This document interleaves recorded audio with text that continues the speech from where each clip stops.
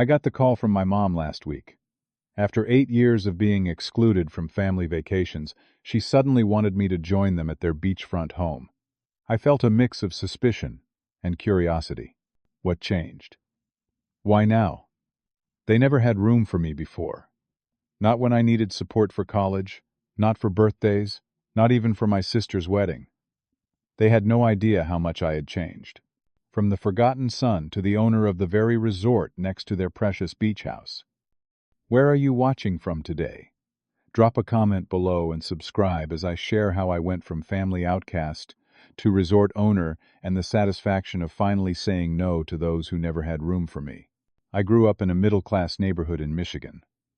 Life was pretty normal until my dad died in a car accident when I was 12.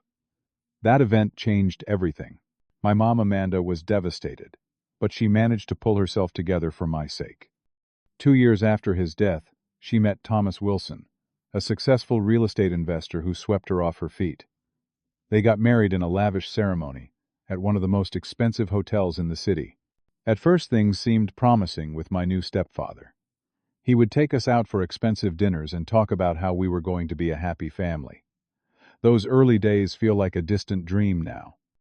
My older sister Lisa and I had always been close, sharing our grief over Dad and supporting each other. But something shifted when Thomas entered our lives. Lisa quickly became the golden child. I noticed how Thomas would light up when she entered the room, while barely acknowledging my presence. Before the family dynamics changed, we had wonderful annual beach vacations in Florida. Dad used to rent a modest beach house, where we would spend 2 weeks swimming, building sandcastles, and watching the sunset. Those were some of my happiest memories. After Thomas came into our lives, these vacations continued, but with significantly more luxury. Thomas bought a beachfront property that had twice as many rooms as we needed. I remember feeling excited about our first trip there, not knowing it would be one of my last family vacations. Lisa was always the artistic one in the family. She wanted to study fine arts and photography. When she graduated high school, Thomas and Mom threw a massive party and announced they would be fully supporting her education at an exclusive arts college in New York. They even bought her a spacious apartment near campus so she would not have to live in the dorms. Everyone celebrated her success, and I genuinely felt happy for my sister. When my graduation came around a year later, I expected similar support. I had worked hard and been accepted into a prestigious business program. I had dreams of starting my own company someday. The night I shared my acceptance letter with the family, Thomas cleared his throat and said words that still ring in my ears today. "Carl, I think it is time you learned to stand on your own 2 feet. Your father never taught you about independence, but I will. A man needs to make his own way in this world." I looked at my mom, expecting her to defend me, but she stared at her plate. Later that night, I overheard Thomas talking to her in the kitchen. "Amanda the boy just does not fit with our family image. Lisa has class connections through her art. Carl is just so ordinary.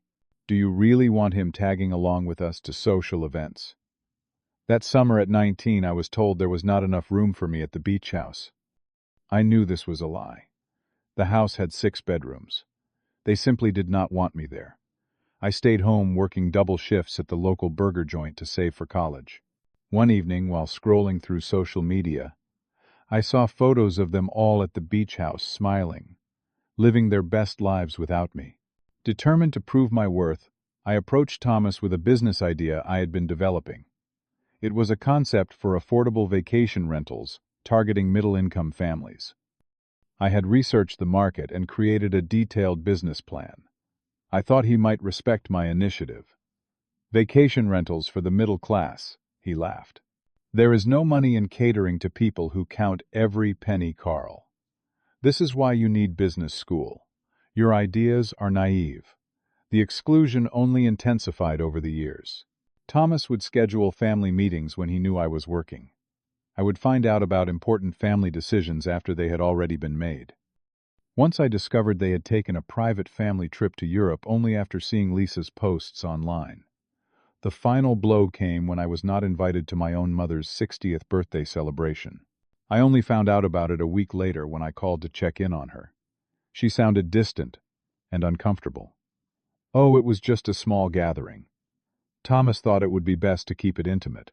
I sent her a gift anyway, a beautiful silver necklace I had saved up for months to buy. It was returned to my apartment a few days later with a note saying they were away. I knew from social media they were home. That was when I truly understood my place in their lives. I was an afterthought, an inconvenience, someone they would rather forget. With no financial support from my family, I had to get creative. I worked 2 jobs while attending classes full-time. Every morning I would wake up at 4:30 a.m. to open the campus coffee shop. After classes, I would head straight to my evening job at a downtown hotel, working the front desk until midnight. Sleep became a luxury I could rarely afford. The exhaustion was worth it, though. Not only was I paying my own way through school, but I was learning valuable lessons about hospitality and customer service that would later prove invaluable. It was at the coffee shop that I met Frank Harris. He was a regular customer who always ordered the same thing, a black coffee and a blueberry muffin, precisely at 7:15 a.m. Frank was in his 50s, always impeccably dressed in custom suits. He would sit in the corner reading financial papers while sipping his coffee. One morning he noticed me studying a real estate textbook during my break. "You interested in property?" he asked. I explained my situation and my determination to graduate despite my family turning their backs on me. I told him about my passion for real estate and my dream of building something meaningful someday. "Kid, I like your grit," he said. "Most people your age would be whining about how unfair life is. Instead, you are working your ass off and still keeping your grades up. My company could use someone with that kind of drive." Frank offered me an internship at his real estate development firm. The pay was modest, but the experience was priceless. I learned everything from property valuation to contract negotiation. Frank became the mentor I desperately needed. He taught me to look at rejection not as a roadblock but as a redirection to something better. When I graduated with honors, Frank was there cheering me on. My family was noticeably absent. I had sent them invitations, even called my mom to personally invite her. She made vague promises about trying to make it, but I knew they would not show up. That day I made a promise to myself that I would build a life so successful that they would regret discarding me. After graduation, Frank offered me a full-time position. I specialized in resort properties, learning the unique challenges and opportunities they presented. I saved every penny possible, living in a tiny studio apartment and eating ramen more often than I care to admit. After 2 years of aggressive saving, I had enough for a down payment on my first investment property, a small 2-bedroom condo near the university that I renovated myself on weekends and rented to students. My second investment did not go as smoothly. I purchased a foreclosed property that needed significant renovations, but during the process we discovered serious structural issues that had not been disclosed. The repair costs skyrocketed, nearly bankrupting me. I had to take out personal loans and work even longer hours to cover the expenses. There were nights I seriously considered giving up, calling my mom and admitting defeat. Instead, I doubled down. I spent my evenings studying building codes and construction techniques. I learned how to do basic repairs myself to save money. When contractors quoted me ridiculous prices, I negotiated them down or found alternatives. Slowly, painfully, I turned the property around and eventually sold it for a modest profit. By year 6, I had gained enough experience and capital to strike out on my own. I founded Horizon Properties, specializing in boutique vacation rentals and small resorts. My business approach was different from Thomas's. Where he focused solely on luxury and exclusivity, I created experiences that felt special, but were accessible to a wider range of clients. My properties were not the most expensive, but they had the highest customer satisfaction ratings in the region. A local business magazine featured me in their 30 Under 30 issue, highlighting my unique approach to hospitality and my rapid success despite starting with virtually nothing. I sent a copy to my mother, hoping that perhaps now she would see my worth.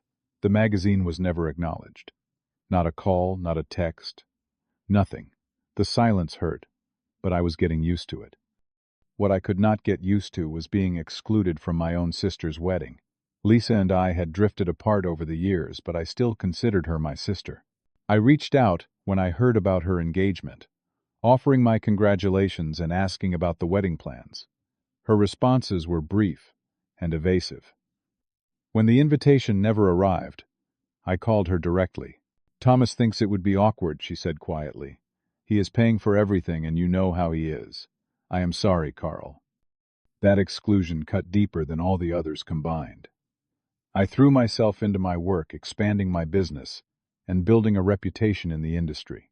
It was during this time that I began hearing rumors about Thomas's business troubles. The economic downturn had hit his investments hard, and his refusal to adapt to changing market conditions was costing him dearly.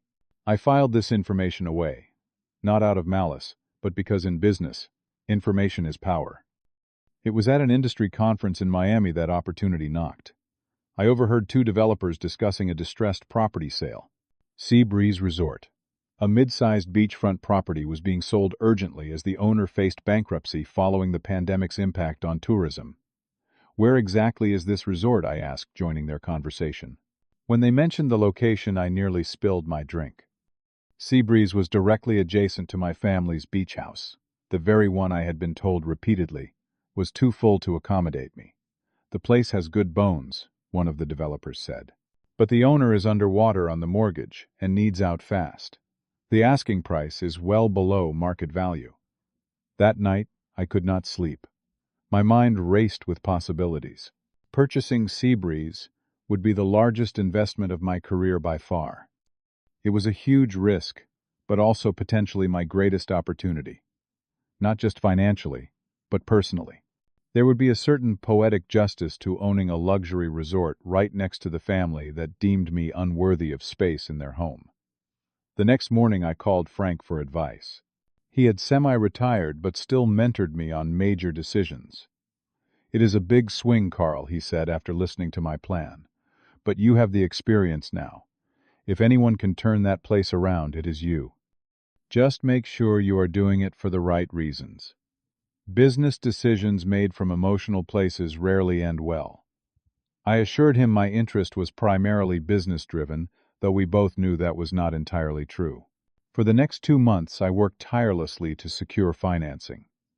I met with banks, private investors, and even liquidated some of my other properties to raise capital. The negotiations with the current owner were tense. Two other major hospitality groups were also interested, and they had far deeper pockets than I did.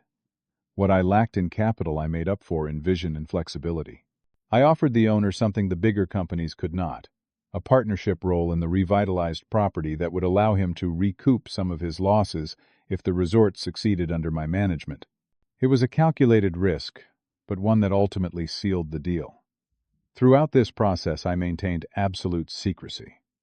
I used a holding company for the purchase to keep my name off public records. The last thing I wanted was for Thomas to get wind of my plans and interfere out of spite. After what felt like endless paperwork inspections and sleepless nights, I became the official owner of Seabreeze Resort. The renovation process was intense. I wanted to reinvent the property, not just refresh it. We modernized all 75 rooms, redesigned the restaurant with a farm-to-table concept, and added wellness amenities that the competing resorts in the area lacked. 8 months after purchase, the new Seabreeze Resort opened its doors, garnering rave reviews and booking solid for the upcoming season. Then came the call I never expected. My phone rang one Tuesday afternoon, and my mother's name appeared on the screen. We had barely spoken in years aside from obligatory holiday text messages. "Carl." "It is Mom." "How are you, sweetheart?" Her voice sounded different, strained, yet artificially bright. We exchanged awkward pleasantries before she got to the point. "We are planning our annual beach vacation next month. Thomas and I were talking, and we thought it would be nice to have the whole family together this year. It has been too long." I nearly laughed out loud. 8 years of exclusion. And suddenly they wanted one big, happy family reunion. Something was off. "That sounds surprising," I replied. "What changed?" She hesitated. "Nothing changed. We just miss you. Family should be together." Through careful questioning, I pieced together the truth. Thomas had made several bad investments. The economic downturn had hit his portfolio hard, and they were considering selling the beach house.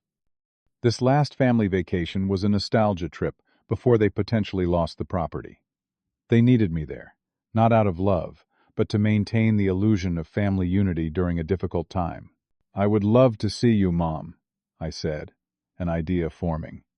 "But instead of me coming to the beach house, why do not you all meet me at Seabreeze Resort next door? I can arrange a tour. I hear the new management has done amazing things with the property." She agreed enthusiastically, mentioning how they had noticed the renovations from their property but had not visited yet. We set a date, and I spent the next few weeks ensuring everything would be perfect for their visit. When the day arrived, I watched from my office as their car pulled into the resort driveway. Thomas looked older, his formerly confident stance now slightly stooped. My mother appeared anxious, her eyes darting around, as if searching for escape routes. Lisa was there too, along with her new husband whom I had never met. I had arranged for a staff member to greet them and begin the tour. I would join coincidentally in the main lobby. When I walked in, my mother's jaw dropped. Thomas's face cycled through confusion, disbelief, and finally anger as the staff member addressed me as Mr. Reynolds, the owner. "You own this place?" Thomas sputtered, his face reddening. I smiled. "For about a year now." "Amazing. What hard work and good business sense can accomplish is not it." My mother stepped forward to hug me, but it felt mechanical, performed. Thomas quickly regained his composure, his businessman mask slipping back into place. "Carl, this is impressive. Very impressive. Perhaps we should discuss some potential synergies. Family. Supporting family. You know. In fact, we were thinking of downsizing. Maybe we could discuss investment opportunities." The audacity was breathtaking. After years of exclusion, he was now trying to use family ties to salvage his financial situation. I showed them the rest of the resort, watching their expressions shift from admiration to envy. When Thomas mentioned staying a few nights to catch up properly, I delivered the line I had been rehearsing in my head for weeks. "I am afraid that will not be possible. Just like your house, mine is out of room. We are fully booked for the season." The look on his face was worth every sleepless night, every double shift, every moment of feeling unwanted. For once he was the one being excluded, and he did not like the taste of his own medicine. Thomas's face turned a shade of purple I had never seen before. He jabbed his finger toward me, sputtering about family loyalty and ungrateful children before storming out to the parking lot. My mother stood, frozen tears welling in her eyes. For the first time in years, she looked at me, really looked at me, not through me or past me. "Carl, I am so sorry," she whispered. "I should have stood up for you. I was weak. I let him dictate everything, even my relationship with my own son." Lisa approached cautiously, her husband hanging back to give us space. "I should have reached out more," she said. "I knew it was wrong how they treated you. I was selfish, afraid of losing my own standing with Thomas." Their apologies should have felt like victory. This was the moment I had fantasized about for years.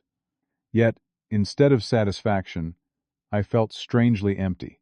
The revenge I had savored in my imagination tasted bitter in reality. These broken people standing before me were not the powerful figures who had wounded me. They were just flawed humans who had made terrible choices. Later that night, after they left, I called Frank. He listened as I recounted the confrontation and my unexpected feelings afterward. "You got what you wanted," he said finally. "But it is not what you needed, is it?" He was right. I had built my success partly as a monument to their rejection. Every property acquired, every deal closed, was another brick in a wall constructed to prove my worth. But walls do not just keep others out. They keep you imprisoned within. "What do I do now?" I asked him. "That is the question. Is not it?" Frank replied. "You can keep living in reaction to your past, or you can start living for your own future. The choice has always been yours, Carl." Over the following months, I began the difficult work of untangling my self-worth from my desire for validation from my family. I realized I had been giving them power over me long after they had any right to it. Success built on resentment is still anchored to pain. During this period of reflection, I decided to repurpose part of Seabreeze Resort. We launched Beach Dreams, a program offering free vacation experiences to children from foster care and low-income families. Kids who, like me, had never had the chance to experience the magic of beach vacations. Watching their faces light up as they saw the ocean for the first time brought me a joy that no revenge ever could. I built a community around me of people who shared my values. My employees became like family people, who respected me for who I was, rather than what I could provide. Frank remained my mentor, but now also a cherished friend, who never failed to call me out when my decisions veered toward bitterness rather than growth. Lisa and I slowly rebuilt our relationship. She had her own healing to do, coming to terms with her role in the family dynamics. She admitted that her life of privilege had come at a cost, creating a woman who struggled to form genuine connections beyond the superficial social circles Thomas had valued so highly. 6 months after that confrontation, my mother asked to meet for coffee. Alone. We sat at a beachside cafe watching the waves as we carefully navigated years of hurt and misunderstanding. She did not make excuses, which I appreciated. "I failed you," she said simply. "I chose comfort over courage, and you paid the price. I do not expect forgiveness, but I hope you might allow me to know the remarkable man you have become, despite my failures." Thomas never apologized. He still sends occasional emails about investment opportunities that I delete without reading. His hostility no longer has the power to wound me. I understand now that his treatment of me reflected his own insecurities, not my value. The real breakthrough came when I realized that success is not about proving others wrong. It is about creating something meaningful that aligns with your own values. The beach house next door eventually sold, not to me, though I could have bought it easily. I had no interest in it anymore. That property represented a past I was ready to leave behind. I expanded Horizon Properties to include resorts in 3 states, each with their own Beach Dreams program. Last year we provided vacation experiences to over 300 deserving children. Their laughter healed parts of me I did not even know were still broken. The most valuable lesson I learned through all of this is that you cannot build a happy future on the foundation of past hurts. Boundaries are essential. Yes, I will never allow anyone to treat me as less than again, but carrying anger only keeps you tethered to those who hurt you. My life now is rich in ways Thomas could never understand. True wealth is not measured in properties or bank accounts, but in the connections we build and the positive impact we have on others. I no longer need the approval of those who were unable to see my worth. Has your family ever made you feel excluded or unwanted? How did you respond? Share your story in the comments below. If this journey resonated with you, please like and subscribe to hear more real stories of overcoming family struggles. Remember to hit that share button if you know someone who needs to hear that their worth is not determined by those who failed to see it. Thank you for listening, and remember, you always have the power to build a life that makes you proud, regardless of how your story began.